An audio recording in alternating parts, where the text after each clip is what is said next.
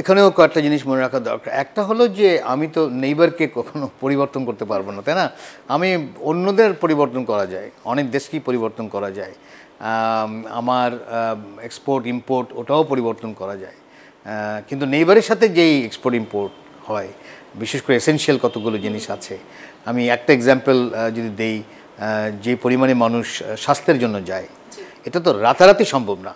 এটা যদি পরিবর্তন করতে হলে আমাকে হয় আরেকটা দুটোটা দেশ লাগবে যার সাথে আমার হেলথ অ্যারেঞ্জমেন্ট আছে, এবং জনগণ মনে করে যে হ্যাঁ ওইসব দেশ গেলে সে উপকার পাবে, হয় নাহলে আমাকে হেলথ সেক্টরটা ওই লেভেলে নিয়ে আসতে হবে যে আর বাইরে যেতে হবে না। কিন্তু ওটা তো মানে আমি বেশি মানে চাচ্ছি, তাই না? অ্যাটলিস্ট 5-10 বছর তো লেগে যেতে পারে, যদি এখন ইনভেস্ট করে তাও 5 বছর লেগে যেতে হবে। তো 5 বছর তাহলে কী হবে?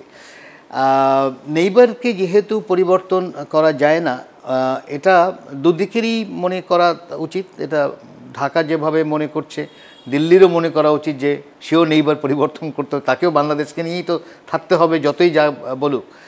তো এবার যেটা হয়েছে আমার যেটা মনে হয় বিগত সরকারের সাথে, সেটা হলো যে G2G মানে গভর্নমেন্ট টু গভর্নমেন্ট সম্পর্ক খুব মানে ডিপেন্ড হয়েছিল। সেটা আমার মনে হয় ব্যাকফায়ার করেছে, কারণ জনগণ সেখানে ছিল না। মানে জনগণ দেখতে পাচ্ছিল না যে তার সরাসরি উপকারটা দেখতে পাচ্ছিল না। অনেকেই বলছিল যে পলিটিক্যাল কারণেই সম্পর্কটাই হচ্ছে, এবং সেটা আমরা দেখছি যে এক ধরনের কি বলা হয় ভারতের ব্যাপারে একটা নেগেটিভ কাঠামো তৈরি হয়েছে বাংলাদেশে, এবং যুক্তিসঙ্গতভাবে। একটা তো তিস্তার একটা বিশাল মানে বছরের পর বছর একই কথা বলে যাচ্ছে এবং আমরা বঞ্চিত হচ্ছি। হ্যাঁ, কিছু হচ্ছে না। আবার যখন বাংলাদেশের প্রস্তাব ছিল ওটা যে না আমরা কি বলা হয় বৃষ্টির মৌসুমের পানিটা আমরা ধরে রাখবো। শিয়া বাটার ও ভিটামিন ই সমৃদ্ধ lily glam beauty soap. Lily, always beautiful. ন্যায্য যে পাওনা পানির, সেটি আমরা সময় ন্যায্য পাওয়াটাও ওটাও ওই যে বললাম যে ঝুলিয়ে রেখেছে, হ্যাঁ দেবো ইত্যাদি। কেন ওটা এমন একটা বিষয় হয়ে গেছে যে ওই পানি শেয়ার করার কোনো উপায় আছে বলে অ্যাটলিস্ট আমি মনে করি না। তাই বহুবার আমি লেখালেখিও করেছি, কারণ একাধিক ড্যাম তারা তৈরি করেছে সিকিমে, যার জন্য পানি পশ্চিমবঙ্গই পায় না বলতে গেলে। তারপরে আমরা তো আরও পাচ্ছি না, ওটা আমাদেরই সমাধান করতে হবে। এবং ওটা একটা বাংলাদেশের প্রস্তাবও আছে, যেই প্রস্তাবে চীন আগ্রহ দেখিয়েছিল।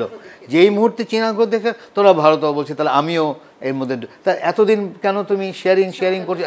এই যে মানে মানুষের মধ্যে একটা মিসট্রাস্ট তৈরি হয়েছে, এটা না করলেই পারতো। কারণ তারা অনেকটা গ্রান্টেড ধরে ফেলেছে যে আছে, আমি সরকারের সাথে আছে তো বাস, আমার কোনো চিন্তা নেই। আর এখানকার তাদের যারা বন্ধু, তারাও বুঝিয়েছে হ্যাঁ চিন্তা করো না, কিন্তু দেখা গেল না, জনগণের মধ্যে একটা প্রচণ্ড ক্ষোভ তৈরি হয়েছে।